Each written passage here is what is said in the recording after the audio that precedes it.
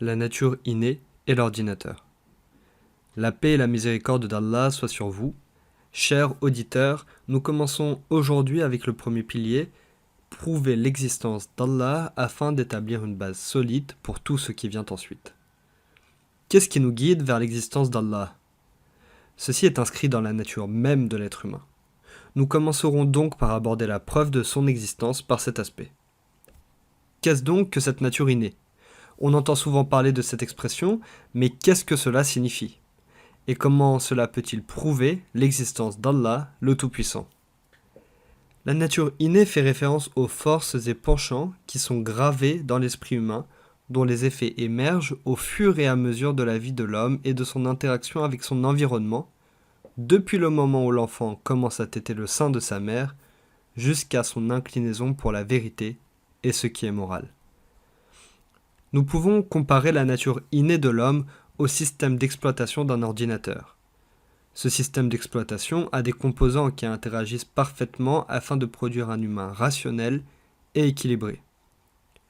Allah dit dans le sens du verset « Nous avons certes créé l'homme dans la forme la plus parfaite » Sourate 95, verset 4. La forme la plus parfaite comprend donc les outils innés qui sont nécessaires afin d'atteindre le but de la vie humaine.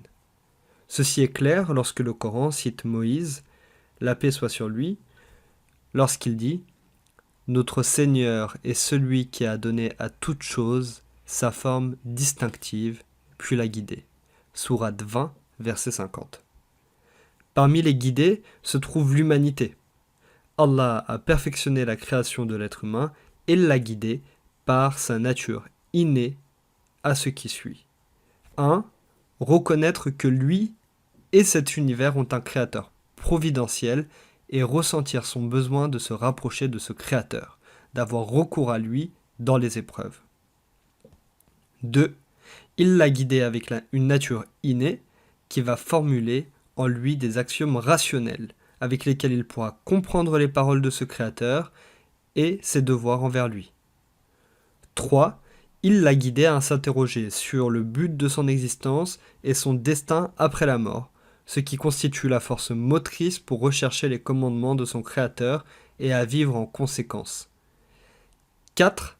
Il l'a guidé avec la tendance morale d'avoir un amour inné pour ce qui est bon, juste et équitable et une haine innée du mal, de la tyrannie et de la corruption, en harmonie avec les commandements du Créateur, afin que l'humanité ait une affinité naturelle avec les commandements d'Allah.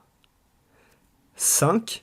Il l'a guidé à réaliser son libre arbitre pour choisir d'obéir ou de désobéir au Créateur. Allah nous dit dans le Coran « Et ils lui ont montré les deux voies ». Sourate 90, verset 10. 6. Il a guidé l'homme avec les instincts nécessaires à la survie dans l'harmonie et l'équilibre pendant sa période de test sur Terre, tels que l'instinct maternel et l'instinct de survie. Quelque chose de similaire à cette large définition de la nature innée se trouve dans le livre d'Ibn Ashur, Libération et Illumination, à propos du verset « Nous avons certes créé l'homme dans la forme la plus parfaite » Sourate 95, verset 4. Ibn Ashur nous dit « Il s'agit d'un ensemble inné de composants fonctionnant dans une harmonie étonnante pour produire un être humain fonctionnel et utile. La nature innée peut être obscurcie au cours de la vie. On peut lutter contre elle, se boucher les oreilles ou la supprimer totalement pour faire taire son appel afin qu'il ne puisse plus être entendu. Mais tout cela ne peut en rien changer le fait qu'elle est inhérente à l'être humain dès sa conception, avant tous les efforts pour la supprimer, et qu'elle continuera à le tourmenter de temps en temps par son affinité avec tout ce qui enlève la poussière accumulée et la ravive. C'est pourquoi la nature innée est un tel problème majeur pour les athées. Elle nécessite une implication extérieure d'une source de connaissance intentionnelle, source qui transcende les réactions biochimiques aléatoires. La situation difficile des athées est comme quelqu'un qui dit « cet ordinateur a été créé par pur hasard, ces pièces n'ont pas été conçues ou assemblées par un concepteur, mais par un vent turbulent et chaotique. Nous avons allumé l'ordinateur et voilà un système d'exploitation qui fonctionne parfaitement et des programmes logiciels, chacun ayant été conçu dans un but précis. Comment expliquez-vous l'existence de ces programmes? Même si nous laissons passer votre conception ridicule de l'aspect matériel, c'est-à-dire le hardware, comment expliquez-vous l'existence des programmes logiciels sur cet appareil? Les réactions biochimiques, les mutations aléatoires et la sélection naturelle, si nous négligeons le fait qu'ils ne peuvent pas créer et concédons qu'ils ont en quelque sorte créé et donné la vie à un être humain, comment des processus aléatoires, aveugles, peuvent-ils instiller dans l'esprit et l'âme humain ce vaisseau inné, dirigé et intégré? Et comment expliquez-vous la formation d'un ensemble identique dans chaque nouveau être humain?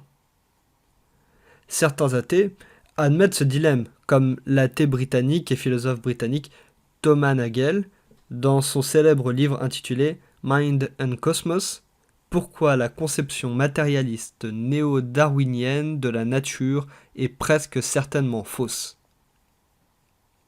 Le livre énumère 3 questions fondamentales que le matérialisme darwinien ne peut pas aborder.